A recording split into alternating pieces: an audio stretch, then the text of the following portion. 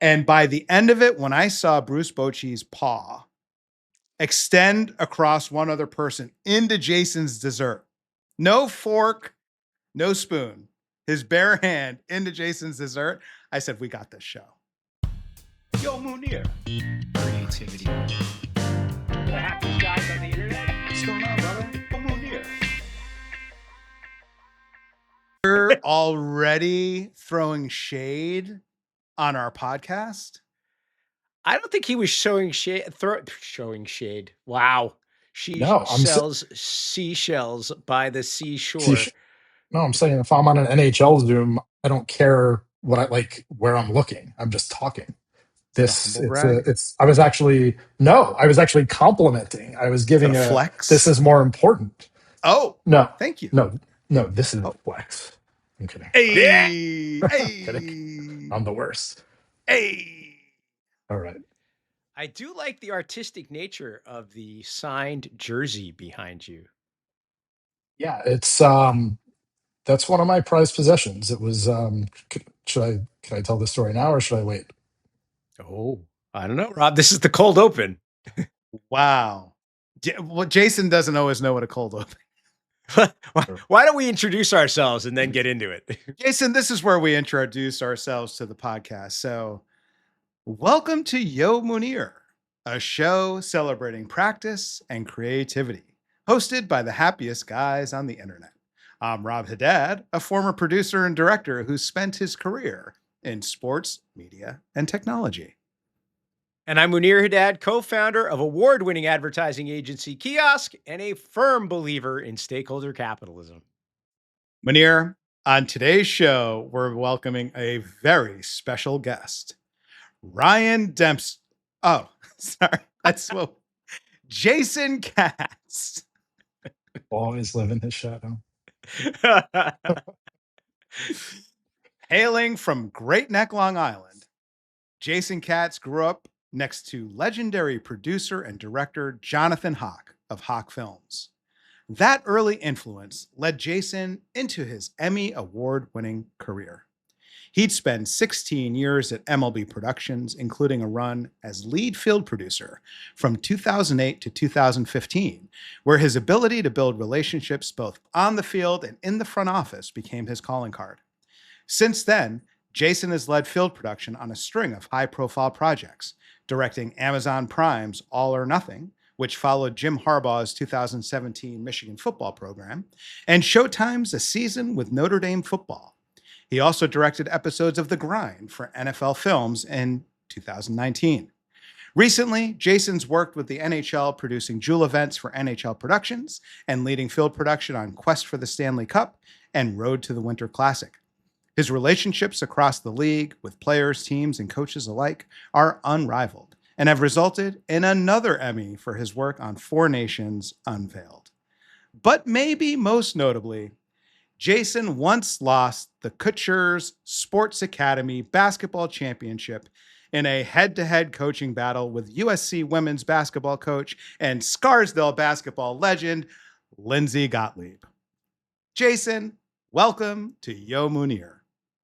It's a good welcome. Two of my favorite people mentioned Ryan Dempster and Lindsay Gottlieb. If I live in both their shadows, I'm okay with that. Lindsay's the best. I was actually telling her that she was going to get a shout out, and she was very excited. Did you also tell her that Hillary Howard is going to get a shout out? I mean, when Lindsay's there, I guess hippie follows, right? That's how it works. But no, I'm excited to be here with basketball. Exactly. Yeah. Well, I'm excited to be here with my old, very close friend. Well, still very close friend, but my old sort of boss and the better brother. So it's exciting. Yeah. Jay, thank you. It's nice to see you. And we got to shout out John Hawk as well. Yes. That's sort of part of my origin story in life. Like John Hawk. So I was at 7 Oxford Boulevard in Great Neck, New York on Long Island. John Hawk and his family were 5 Oxford Boulevard. And I would go into their yard pretty much every day from the age of 5 to shoot hoops. We didn't have a basket. So I was Larry Bird in his driveway for many, many years. And he's 15 or so years older. So at a certain point, he went off to college and lost touch, but he was a seminal part of my childhood. He was like the big brother that I'd never actually had. So I'd go shoot and talk sports, and he was, a big Yankee fan as well. Another Don Mattingly guy, one of my very early influences. I changed my batting stance maybe 300 times in high school, every time he did. But, John, I don't know if you want to get there yet, but John No, let's. was, How we typically start is asking for kind of a day in the life of a young Jason Katz growing up where you grew up. What was life yeah, like? life was all about sports. Like from when I was very little, I didn't know what I wanted to do in my life until really I started doing it, but I wanted it to be in sports. So I would go over to the Hawks every day, shoot hoops, ride bikes around Great Neck. Very family oriented. My parents, we had a very close family. I have a younger brother, 3 years younger than me. We would have dinner, I think, almost every night together. My dad would come home from work in the city. We'd eat. And then on Friday nights, both of my grandmas lived in Great Neck, so they'd come over for Friday night dinner, which was always a highlight of the week. And it's, very family oriented. And my dad's side had a gigantic family. And one of the reasons why I eventually went to Michigan was my cousin, who was a senior at Michigan when Jim Harbaugh was the quarterback in 1985. I went to visit her for homecoming. They played Purdue and Jim Everett, 148 nothing. I ran on the field after, and I was never going anywhere after that. Never. It's a great story. And when I directed All or Nothing with Michigan football, I was hired to direct partly because of my Michigan background. And John Hawk gets a shout out there because he connected me with Jim Jordan, who was the EP. But the first time I met Jim Harbaugh, he didn't know who I was. I got attached to the project after it really took off. And I told him that story, and it was an immediate change. He's like, Jason Katz, Michigan man. I showed him the picture, told him the story, and the rest was somewhat history, I guess. So it was it was a good picture to have in my phone to like put in this man's face, who was one of the more interesting humans I've met in 49 years on Earth. Wait, so there's a picture of you on the field? Is that what you're saying? There's a picture of me outside the big house with my cousin Amy, Okay. on that day, and it still annoys me that I was wearing like a New York Giants hat, like ski hat, and like Giants mittens. My parents or or Amy or my uncle couldn't get me a Michigan hat. Like what? But I guess Well, I the Giants wasn't. are big blue, I guess. And it was 85, 86, so they were a big deal. Right. And They I were wasn't. good. Yeah. They're great, but that was really what pulled me into Michigan and started following them very closely. And the rest is sort of history. I think I had a Giants starter jacket in 1985, 6 ish. I hate to say this. I had an Eagles starter jacket, but that's for another time. Jason, what did creativity look like in your home? So creative influence, like, you'll get mad at me for this because Rob has always been a big champion of mine, and I'll be a little self-deprecating at times. I've never considered myself like a super creative person. Through the industry, I've learned and I've found creative outlets and figured out how to get the creativity I have out. But the interesting thing is my dad would film everything. He wasn't very good, but one of the most prized possessions our family has, he passed, 7 years ago. He would film all our basketball games, all my baseball games, just mundane stuff, us playing in the yard, raking leaves. One of the biggest moments of my childhood was winning the Long Island CYO basketball championship, which is ironic because it was 9 Jewish kids and a half Jew on the CYO team. Rod Carew? And Big John Johnson, who was 6'2". But we still have video of that moment, which is a seminal moment in my life. Still remember it very well, but having the video, and it's something that has gone through my career. I will preach to athletes I work with, coaches, can you wear a mic for this game? Can you do this interview? And I'll explain why. And I truly believe it because, and for real, I've lived it with this, obviously not the same level, but your kids, your grandkids, your family will have this for the rest of their lives. it's awesome to have memories in your head that, that can't be replaced. It's great to have pictures, but to have video of the greatest moment of your life potentially to pass along to your kids is something that cannot be replaced. And I had that conversation this year with Jordan Stahl, who's the captain of the Hurricanes, who won the Stanley Cup, and great guy, but had never really wasn't a fan of the cameras, had never really liked to, you wouldn't wear a mic. And I talked to him about this before game 5. And Mike Sondheim, the great PR guy for the Hurricanes, as well. And he listened and he's like, okay. And he wore a mic for game 6. It's some of the best footage I've seen in a post-game celebration. And we texted a couple days after, and I was like, see? He's like, yeah, you're right. But it's a pretty cool, A to B with looking back in my life and having all these videos of, growing up and just like jumping in leaves, but then also, the best sports moments of your life. So sort of cool. And that was how my creative brain probably started in sports and understanding all that. Was there ever splicing around to that stuff, or was it always just like you'd sit down in front of was it a VCR? It was a VCR. So it was like it was a little cartridge tape. I don't even know what size it was, but that you would put in a special like tape that would go in the VCR. And we would just watch. I mean, my friends, when we got older, I remember on big moments like high school graduation, college graduation, my friends were like, can we go watch We Built This City? There was a video of me and my brother lip syncing to We Built This City by Starship. And that's one of my show songs for later. And it's so amazingly Jason Katz, where I memorized all the lyrics. I was probably 8. My brother was 5. My grandmas were watching. My dad's filming it. And I took it so seriously. And my brother, who was sort of like a free spirit, didn't really care about much at 5. He just starts dancing, doesn't know the words. And I got so jealous. And like, you can see the moment where I went into therapy. And so my friends would basically want to come over and watch it. And it's a thing that to this day people talk about, the We Built This City video. And the second song in that, is We Built This City, and then Miami Sound Machine, the conga. So it was, yeah. There's Come on, another baby, big do Cat that story. conga. Yep. Gloria Estefan, she could get after it.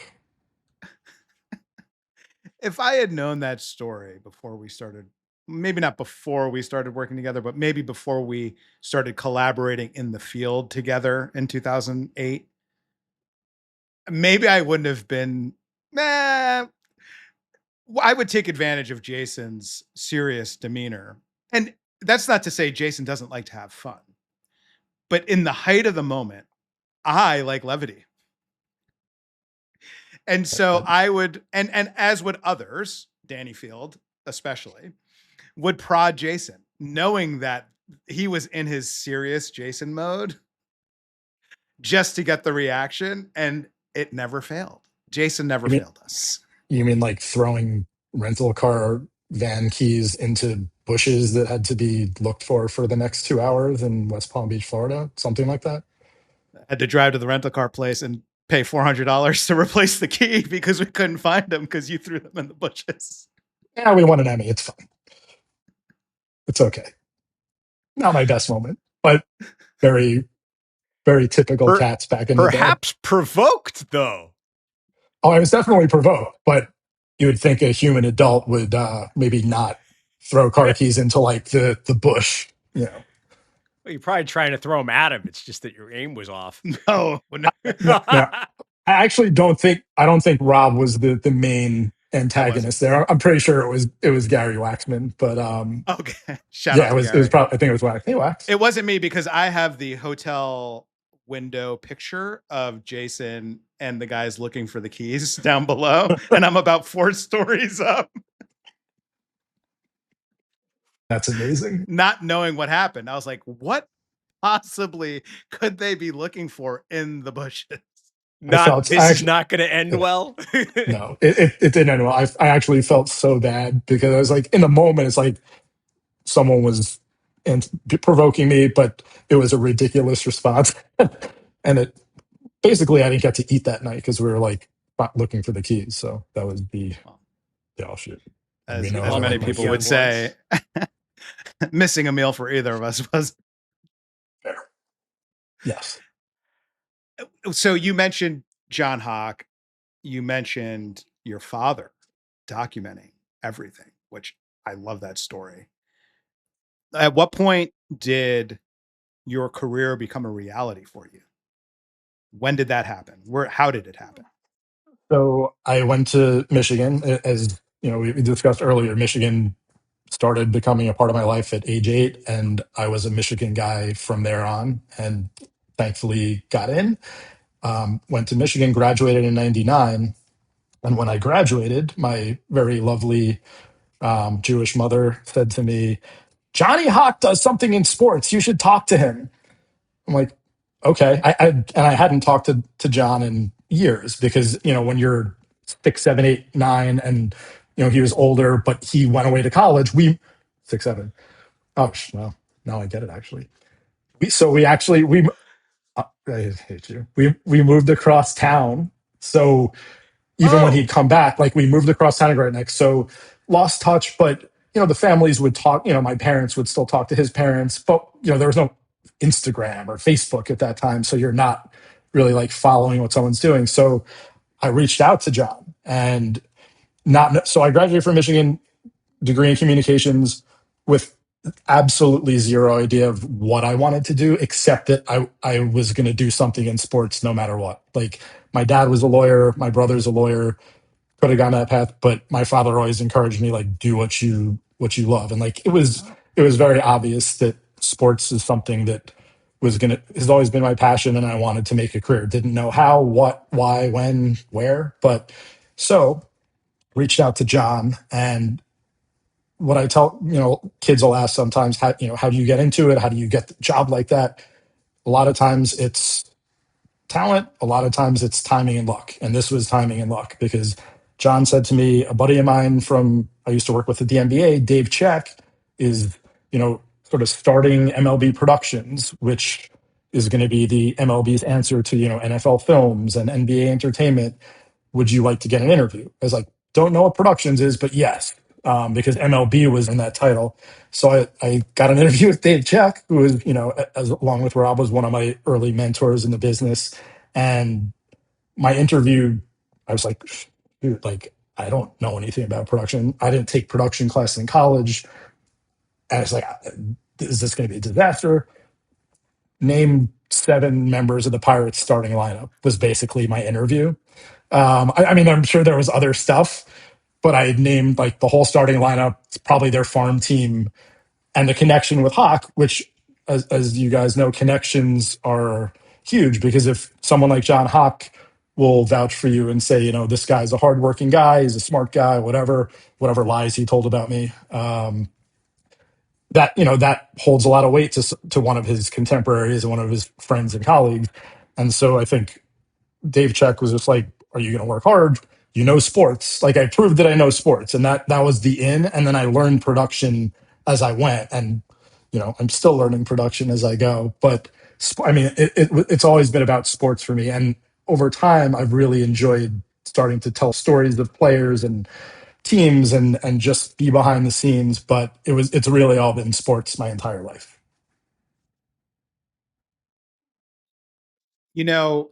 Munir and I talk a lot about our summer jobs. I'm wondering, did you have summer jobs, or was it really always camp? Or was camp also a summer job at some point? And so I was a camper at a camp in upstate New York, or in the Catskill Mountains, called Kutcher Sports Academy, RIP. Greatest Oh, place on earth.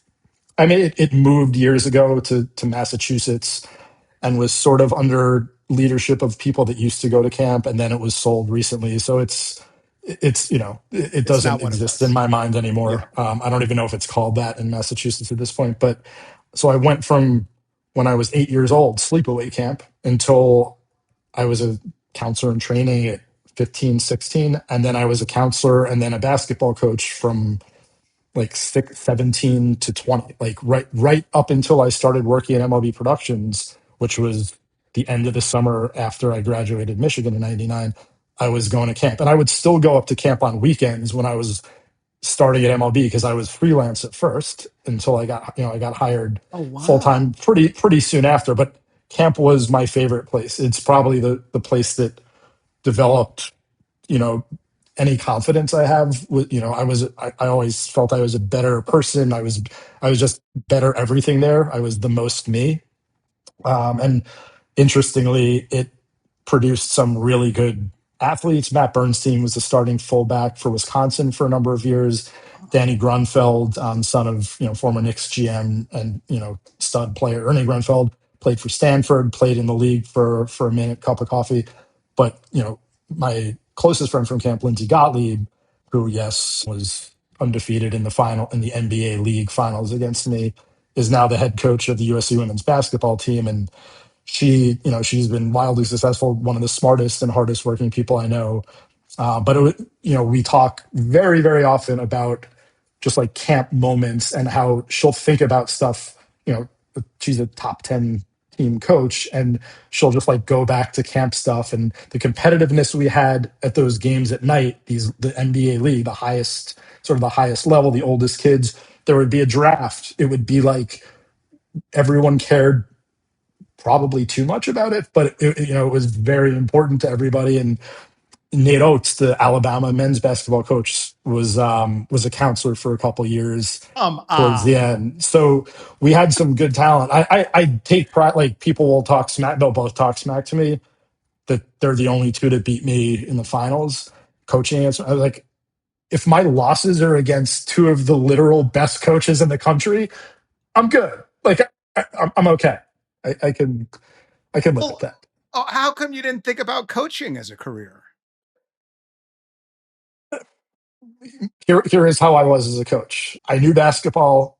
I was an excellent motivator, but I was not I would basically like threaten my kids to play better in a good way. But like As opposed to I calling wasn't plays, you mean? Like you weren't no X's like and O's? Is that I what you're would saying? Or yeah, like I would have some menial plays, but I was not like she was drawing up plays. He was drawing up, Linz was drawing up plays, Oates was drawing up plays. I was to an extent, but I was more just, you know, making sure the right people on the court, everyone was playing hard. Yeah. So that's the okay. answer. I would have been a good assistant coach. That wasn't the X's and O's guy. And it's how I found my way later in life. I do some mentoring with high school and college athletes. And I think that was more of what I did as a coach than the X's and O's. So I was never sort of like, with editing, I was never the best editor. I was average. I learned at MLB Productions, you had to go through that line. And I can see pieces and be like, oh, maybe do that. I was never great at the button pushing and the creativity. That wasn't how my mind worked. And I think it's probably the same with X's and O's in terms of, how the brain some people's brains just function better in those ways. And mine was more just like, go freaking do it or I'm going to kill you. So. I'm Well, going to throw my keys in the bush. Exactly. Yeah. Munir, you and I actually met Jason Katz at the University of Michigan when Dave Stempler was the EA Sports campus representative for the college football tour, and Jason won or lost in the finals of that tournament. And it wasn't until I saw him in the hallways of 3 Empire Boulevard at MLB Productions where I looked at him and I said, "Did you go to Michigan?" And he's like, "Yeah." And I was like, "Do you know Dave Stempler?" He's like, "He's my best friend." I was like, "Oh my God." So obviously I made a bigger impression than you did. Because Is this true though? You participated in that event?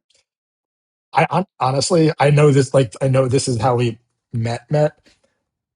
I think I was there just like tagging along with him. Maybe.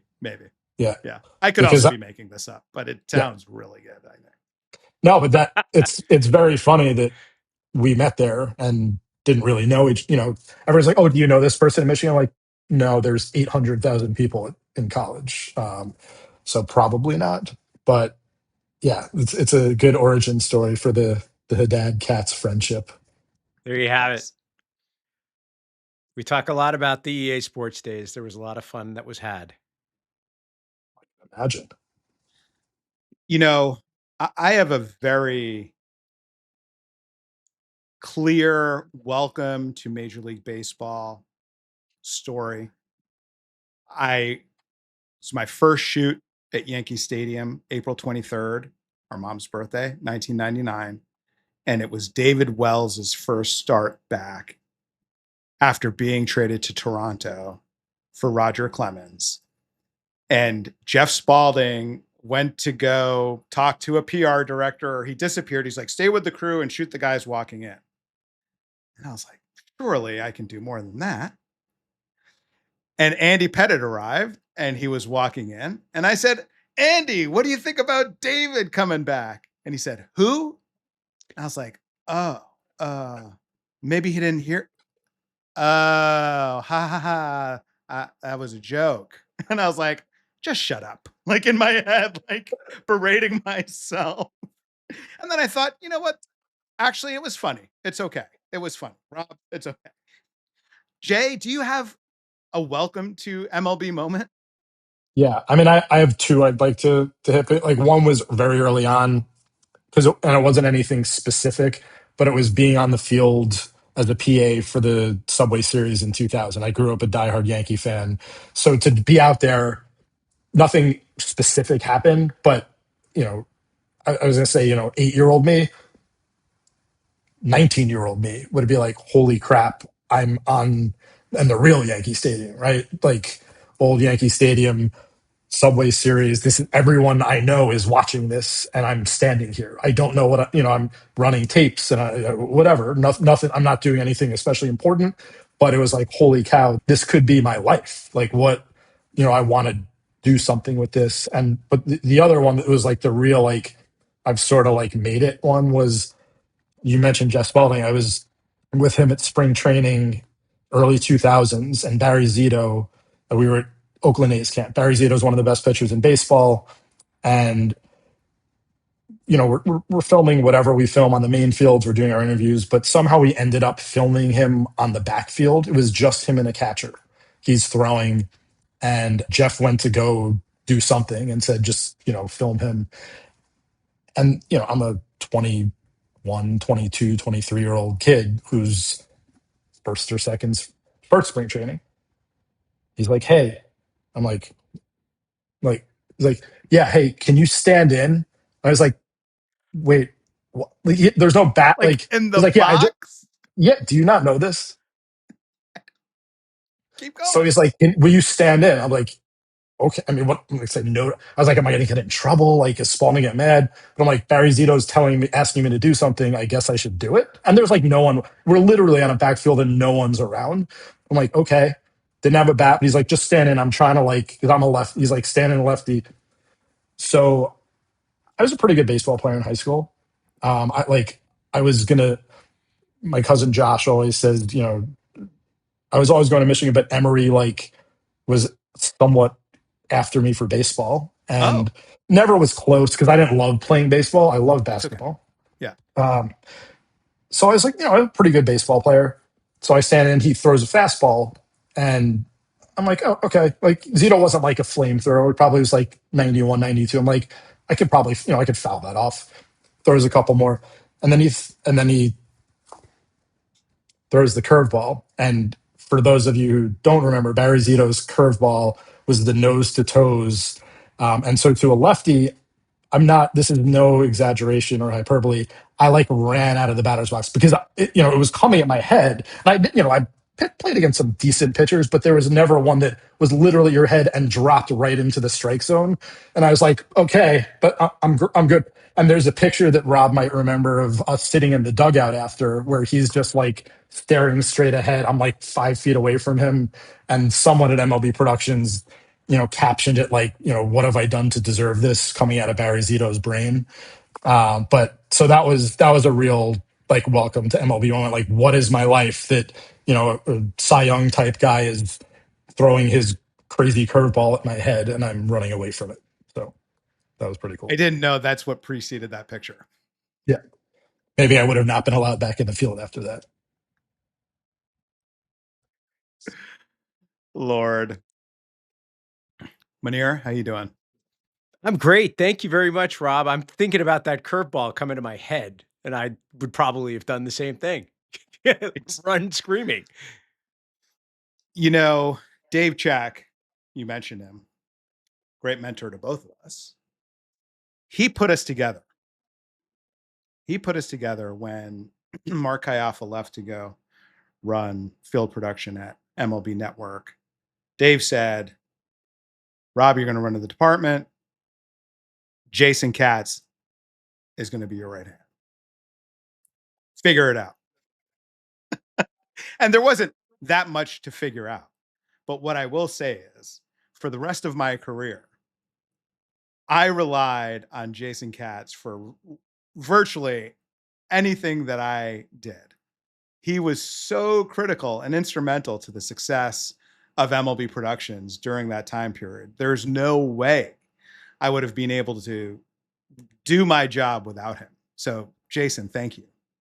Well, that's way too kind, and I appreciate it. And for me, it was the best sort of work marriage, because the things that I wasn't especially good at the time, and probably still, can be better at, Rob was incredible at. And he was good at everything, but as sort of the boss, the biggest thing for me, and it's the biggest thing for creativity in my mind, is he empowered me. Like, I never felt nervous. There were people I would work for or work with where I'd be nervous to, what are they going to say? Rob made me feel like I was good at what I was doing. And to this day, like, we'll talk and I'll be self-deprecating and he'll basically be like, stop. Like, so he's almost, it was almost like a very close friend, big brother, boss, whatever. So it was really critical to my development. Do you use these lessons yourself now when you're thinking about what you're doing now? Yeah. I mean, when I'm working with someone sort of under me, trying to, mentor in some way, I remember how hard it is to, be in a certain position, or to maybe not always have confidence, and to have people that are, whether it's your boss or a coworker, to show that they're believing in you, and, try and prop you up instead of like finding all the nitpicky things to put you down. Obviously, constructive criticism is also wildly important. And, we did that in our reviews and got better from that. But yeah, I think learning how to empower people and prop people up is a great lesson that I try, and whether it's in work, whether it's the mentoring, or even just in life with friends, family, trying to make sure people leave a conversation not feeling worse, but feeling better and wanting to do better, but for the right reasons, not because they're scared or because they're being criticized, but because you have people that believe in you and want you to succeed. I'm loving hearing this arc from a remove from your days of motivation on the basketball court by bullying people to now like bigging them up to motivate them. Well, I The also carrot bullied our and the boss. stick. Yeah, I bullied our boss too. So like Dave Check will still reference. We played in a league at Chelsea Piers, a very good league actually, with MLB Quite good. Productions. Dugan Fife Yeah, played with us. I got Dugan to play a game with us once. Yes. We didn't get Travis Conlon, but that's okay. We get one or the other. But I would frequently, like, I played basketball in my life. I did, I coached, even though I wasn't the X and O's guy. And Czech, who was older, 15 years older than us, but to his credit, would hustle his butt off. Like, played extremely hard, but he didn't have any like formal basketball training. So he would do stuff that was just counterintuitive a lot of the times. Like, he'd pick up a former D1 point guard full court. And what happened once, he'd be like, Dave, just pick him up half court. And he'd do it again because, one of his great qualities usually is, he just believed, like, I can, I can do it. That's why he's gotten so far in his career. And I'd be 24, 25 years old screaming at my boss, why are you picking him up? I told you, like, do you not? And he like ate it up. Like, if you go one of two ways, it's Right. MLB Productions, a very informal workplace. But, Yeah. I was literally like, it wasn't a joking around. I was very serious. Like, I took basketball Naturally. seriously. So we'll still reference that. He'll bring that up sometimes. And it was actually cathartic to just like be able to yell at your boss, I guess. Yeah, yeah. Yeah, Well, and you have a shared goal. exactly. I'm curious what the transition to college football was like. And you had to build trust and relationships in a sport where you didn't know people. Sure, you were coming from Major League Baseball, but it feels like you probably had to start fresh. What was that, Yeah, or at least share what that experience was like? yeah. My first big gig after MLB Productions sort of dissolved, and we all, or most of us, left. Was a show on Showtime called The Season With, and we followed Notre Dame football in 2015. That's right. And so you might have been representing Michigan, which had a little bit of an easier entry because my history and because of Notre Dame. But yeah, with Notre Dame, with football, I mean, the one thing I was always confident in was the relationships. I would be wildly insecure about a lot of other stuff in production, life, whatever. But I always knew, for whatever reason, I was comfortable around athletes, coaches, understanding the line. What I learned early on at baseball, I'm not sure if it's just something that some people know stuff inherently, but these guys are people. And, the first time you're sitting across from Randy Johnson, who you think is going to rip your head off in an interview chair, yeah, it's scary. But once you realize it's a guy, and once you realize these guys, as long as you treat them with respect, and they're getting their asses kissed every day, like 23 hours a day. So when you treat them like a normal human, and you're maybe the same sarcastic person you are to your friends, to them, understanding a line, and you're not kissing their butt, I think a lot of guys find the respect it goes both ways. It's like, okay, I'm just this is a person I can talk to and sort of trust, and you build up trust by being authentic. These guys very quickly can identify who's full of crap and who's being authentic and actually cares. And I mean, sometimes it would maybe be a failing, but I also cared about the people that I was around in the field. And so, especially when it's with college kids, you feel like you're a little bit more responsible for what's going on, and don't want to put anyone in a bad light. So I think the trust was just through that. And these guys, Notre Dame was not, it was one of my three bad teams growing up, right? It was Ohio State, Michigan State, Notre Dame. But I had love for Notre Dame like after that show, because the campus was incredible. The people is very similar in a lot of ways to Michigan. They care about education, they care about football. The character stuff was important. So that was a really good experience for me to step into another sport and understand that my skill set translated to another sport, as far as just being around athletes. You learn how to film another sport, which takes a minute, but I had good people around me. But the main reason I got hired is the relationships, and so the other stuff you learn. But so that's sort of where I'm at on that. How do you find the stories? Because you find great stories. So a lot of it's research going into a season like that, or a Michigan season, or the franchise we did at MLB Productions. You have 15, 20, you research as much as you can a player's life, what their background stories are. There any emotional, heart tugging stories? Is there anything funny, interesting, whatever it is? But there's nothing that can replicate being on the ground, because things happen in real time, and you find out through the relationships. You might be just sitting talking to someone, and they'll bring something up that they don't think means anything, and you're like, holy cow, like that would be an awesome story to tell. Or let's pull at this thread a little bit.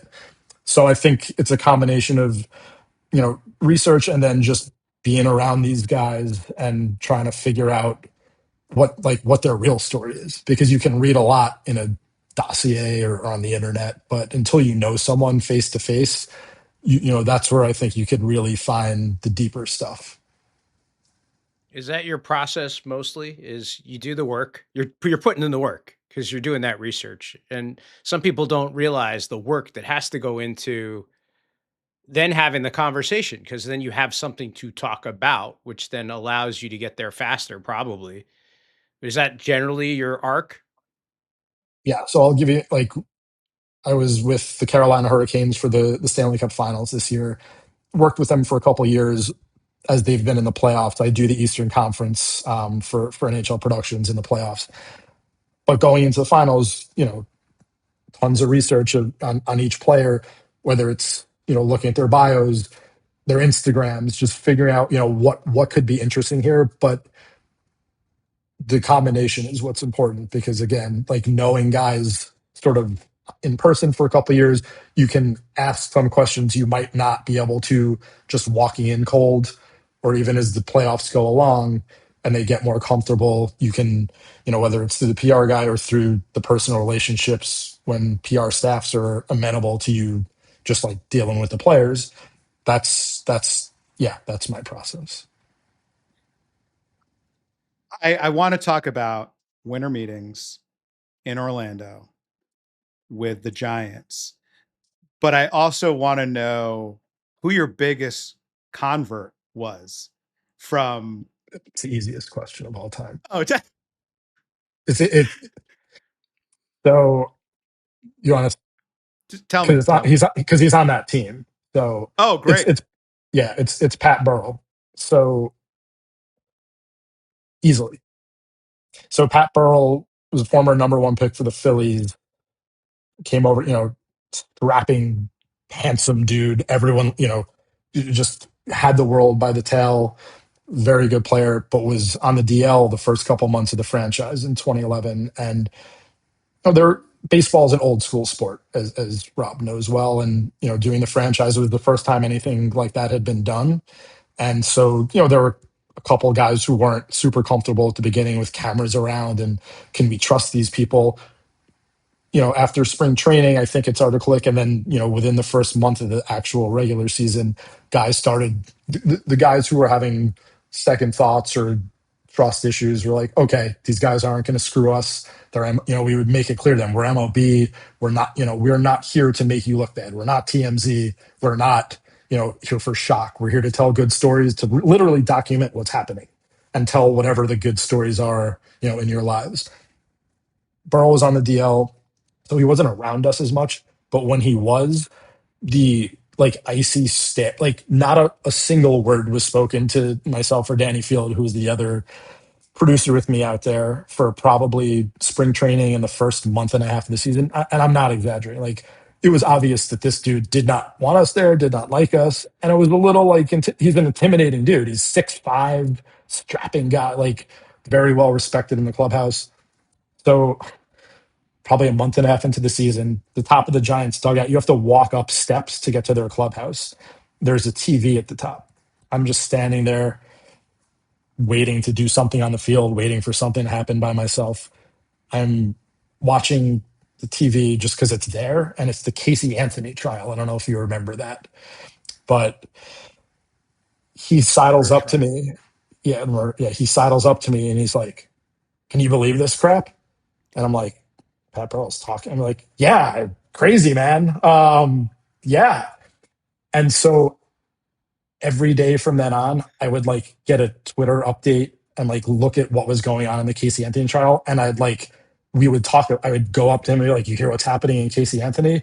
And somehow that broke the most frigid guy I've ever been around in sports down, to the point where we hung out at the winter meetings a couple of years later, just having a couple of beers. And that's one of the last guys, the first 2 months, I would ever think, I would have any positive relationship with. And that's not, I don't know if it's a good story because it's not really doing my, how I would do my job to get them to help, but it's really whatever tools you can find to connect with somebody. If they're going to let you in this much, you got to figure out how to kick the door down, because you need the leaders of the team to sort of be on your side. So I remember that vividly. Casey Anthony is my, terrible thing that happened, but thanks for being on TV that day, I guess. In a more sports related way, I've mentioned Jordan Stahl, the captain of the Hurricanes, before, and I mentioned a little bit about, the process with him 4 or 5 years ago. He would, I think, once kicked our cameras out of the locker room, would not really say hi to us which is anyone's prerogative. Like, we're not around the Canes all the time, but we'd been around them in the playoffs. And in the last 2-3 years, it thawed because he saw, again, we're not out to get them. I think he'd seen some of the content. I think that their PR guys are great and made them understand NHL productions are not, this or that or them. They're going to hopefully make us look good and we can trust them. And so it really thawed. And then, last year he would come up to our crew and, say hi, didn't want to be on camera. And then this year it completely flipped where at the beginning of the playoffs, he like walked by us as he arrived, filming him. And he looks and he's like, I still hate the cameras, and just starts laughing. And I follow him in. I'm like, you're going to wear a mic for us this playoff. He's like, there's no way. I'm like, just watch.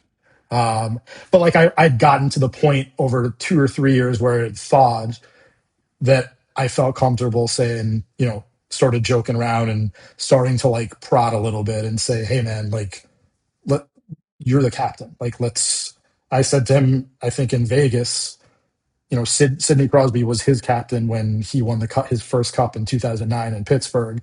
And it's like, Sid wore the mic. Like, you're not as good as Sid. Like, Sid, like you're too good to do what Sid did. And he's like, nah, come on. I'm like, yeah, I mean, that's so like when you're at a certain place and you're comfortable enough, you can sort of poke and prod a little bit with the guys you're comfortable with. And his mic in Game 6 is one of my favorite things of all time. Mostly the post game, his whole family, he had two brothers in the NHL, had a third brother who almost made it. His parents are like very well known for their farm in Thunder Bay, Ontario, and they're on the ice, hugging, crying, laughing, and you hear, you have the video, you have the audio. When he raised the cup, our mutual friend Rob Newman, great director of photography, has done it for the NHL for many years at the highest level. A lot of times Rob will get frustrated because guys will like get the cup and skate away. But Jordan Stahl skated right at Rob because the team was right behind Rob. And you see Stahl scanning everyone with his eyes and yelling, like, we did it, boy. Like, he wanted to see everyone's reaction, but you also hear it. You see it, which is incredible, but hearing his raw emotion at that point is like, he said to me later when we showed it to him, like, I was like, yeah, you're going to show your kids, your grandkids, everyone's going to have this for the rest of their lives. And so are your teammates. Just the culmination of 8 years of frustration and not getting over the hump. So that was a pretty cool moment for me. Amazing. Well done. Well done. Sorry for my tangents, but no, Jay, that's fantastic. It's that was the question. What's the question? Well, that and what it was like having Bruce Bochy's paw in your dessert. I think euphemism. Yes. That was another one where you just hit it off with certain people. I mean, Bruce Bochy is the manager of the Giants back then, one of the great, MLB managers of all time at this point. And he's just a giant human being who, comes off a bit gruff. He's a large man, as he will attest to, one of the largest heads in the history of modern civilization. And his hands are literally, he was a catcher, and his hands are like catcher's mitts. And we're just sitting at dinner trying to like basically, and Rob can tell the story probably better, like trying to sell the franchise and, have them be okay with it and get them on board. And somehow like Boch ends up just pawing at my dessert. And, that was like our origin story of having a really good relationship. You probably have a better perspective on it than I do. All I remember is the paw. I don't even remember what preceded it, but it was a good moment for everybody, I guess. So I was sitting next to Brian Sabian, the general manager, who I had called 6 weeks earlier, frantically saying, we don't have interviews from Tim Lincecum or Brian Wilson. And you just won the first ever World Series in San Francisco's history. Can you help? And we ultimately got Brian Wilson for an interview, which was critical. It's really hard to tell that story without at least one of those guys participating. And 6 weeks later, I'm in Orlando, Florida. We're in Orlando, Florida, sitting next to each other. and Jason's sitting across the table from me with Bruce Bochy by his side. I knew nothing about Bruce Bochy. I knew a little bit about Brian Sabian. And then also at the table are David Nevins, who's the president of Showtime, Dave Gavant, who's our boss's boss and runs MLB Productions, and Dave Check, and a few other folks. And to Jason's point, our job here is to sell the idea of an all-access show on a season. We had done it once with the Arizona Diamondbacks, but not to this degree. It was nothing like what the franchise was going to be. And we certainly didn't have the president of ESPN at the table. Here we had the president of Showtime at the table. And by the end of it, when I saw Bruce Bochy's paw extend across one other person into Jason's dessert, no fork, no spoon, his bare hand into Jason's dessert, I said, we got this show. It's amazing. That's so good. And he was as good an ally for me the rest of my time at baseball as anybody. Trust is a big thing, and he was, you have to find those people who do trust, and I feel like I owe a lot to someone like him because it starts with him and Sabes, but more so Boch, because Boch is in the clubhouse every day, and if guys see him like get the cameras out or f these, like it's gonna resonate in the clubhouse when the boss, and he's not a yeller, but he's an intimidating big man. When you're like, our leaders, like, be good to these guys, that helps. I mean, you can't put a price on that. I also think the importance of trust and vulnerability for creativity go hand in hand. You don't get the stories without that either. So, which is a good Munir? lead into, do you have some things for folks I know you said that you're not creative, but you're in a creative role. What should young people or people think about when they think about creativity, or if they're doubting their own creativity? You got a few things for people to think about? Yeah, and well, one of the things that actually resonates from earlier in the conversation, with what Rob did for me, was having people that are gonna empower you. Because if you feel stifled, like, you can't be your true self and really, project what you want. So that's a big thing for me. I think listening and watching and just taking things in, and it doesn't have to be in your field. Like, I went to dinner a couple of weeks ago with close friends from childhood, all of whom are smarter than me, and I say that with love and respect, and it's true.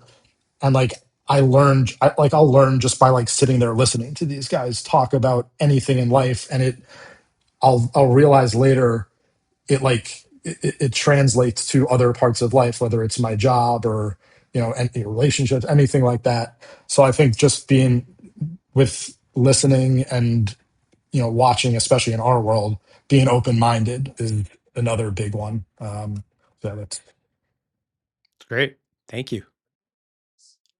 welcome. Rob, it's time for some music. Hey, the old mixtape. This week, songs that make you feel nostalgic. Oh, that word just makes me feel nostalgic. Right. Wow. What? I love how you said that, because is there a better word connected to its meaning? Bam. That's oh, wow. You had an answer. Jay, we've been nostalgic Jason. on this show. What's on the mixtape for the week? So one of them I've already mentioned. It's "We Built This City," because anytime it comes on, anyone from my childhood will just think of the video. So that's seminal for my childhood. So we talked about how important camp was to me. I had a Scottish counselor in the 80s, and Mark Connell, and Simple Minds was big back then, and Alive and Kicking was my favorite song for a whole. I probably listened to it 10,000 times. He introduced me to it, and he's like, "This is a proper Scottish band, whatever." And I mean, they're on the radio where we were too, but he was so into them that it was pretty cool. So that's another. And then Rob knows my affinity, especially back in the college days, for Dave Matthews. DMV, And DMB. So Crush, when I was in Australia, and actually Lindsay Gottlieb was one of my housemates when I went to Australia to study abroad my junior year. It was actually all camp. So it was 4 camp people and 2 randos in Randwick, New South Wales in Australia. And I would play Dave's new album Before These Crowded Streets. It had just come out, and I was so excited, and I was obsessed with them. And I just play it and play it and play it. And Crush was my favorite album song from that. So whenever I hear that, I think back to just walking around, the outback, or walking around, New South Wales where we studied, walking around New Zealand where we went for spring break, and brings back incredible memories. I love it. All right, Munir, am I going? Oh, either way. I mean, All right. I've got some in front of me. I know. I'm gonna go. Yeah. Go. You go. No, please. Were we supposed to ping pong? Did I mess that up? Should I No, not have you're said good. all 3 of mine at once? No, Not at all. that's exactly right. It's just that now we're having like some 51st episode interesting, like who's on first. What do we even do next? So are you going or am I going? I'm going to go because I think you usually close. That's what I've decided. Okay, Thompson Twins, Doctor. Doctor.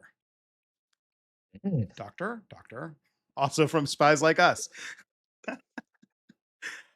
I'm pretty sure, Munir, we got that Thompson Twins album via Columbia Records penny CDs. or the Me Get too. 12 cassettes. And that was the one we didn't send back. We're like, we're going to buy that. We got to have this one. So Dr. Thompson Twins, even just thinking about that song, it takes me back to our den in that room. Dire Straits, Walk of Life. So good. Just going to sit with that. I've been on a Dire Straits. Sultans of Swing has become one of my 5 favorite songs of all time in the past 2 years, I think. What a tremendous album. There's a cover. The Killers do a cover. Really? Do they really? Yeah. Oh, look at this. We're always learning something in the mixtapes. I gotta find that. And then, what doesn't give me nostalgia? I'm going to go with Groove is in the Heart by D-Light. A lot of great memories with that song and dances and life. Munir? Magical Mystery Tour, the Beatles. Because growing up, our mom was a big Beatles fan, and we'd go to England. And anyway, Magical Mystery Tour. I was almost going to go Hey Jude, but it's like I was thinking more upbeat today. So upbeat nostalgia versus like modeling. Pour Some Sugar on Me. Yes. Def Leppard. We don't have a lot of hair bands on this show. We do not. And in high school, we would be driving in cars, listening to that and Welcome to the Jungle by Appetite Guns for N' Destruction, Roses. I was going to say, yep. And doing silly things that I hope my kids don't do. And anyway, and Say then no more. I have to say Hallelujah, Here She Comes by U2. And the reason is that my wife put together a mixtape for her labor. And as my daughter was being born, Hallelujah, Here She Comes was actually playing on the little, I don't know if it was Spotify at that time or whether it was an iPod, but that song was on, and there you have it. Amazing. That's a pretty good one. That's a great list. Jay, thank you so much. This is one of those could have talked for hours sort of situations, but it is really great to be in conversation with you this way, in a formal way, structured to learn about you. I love the story about your dad documenting everything. I did not know that. So we're thinking of him and we're thinking of your family, and we love you very much. Love you too. This was awesome. It was a pleasure. Tell your friends. We'll see you real soon. I will. Yeah.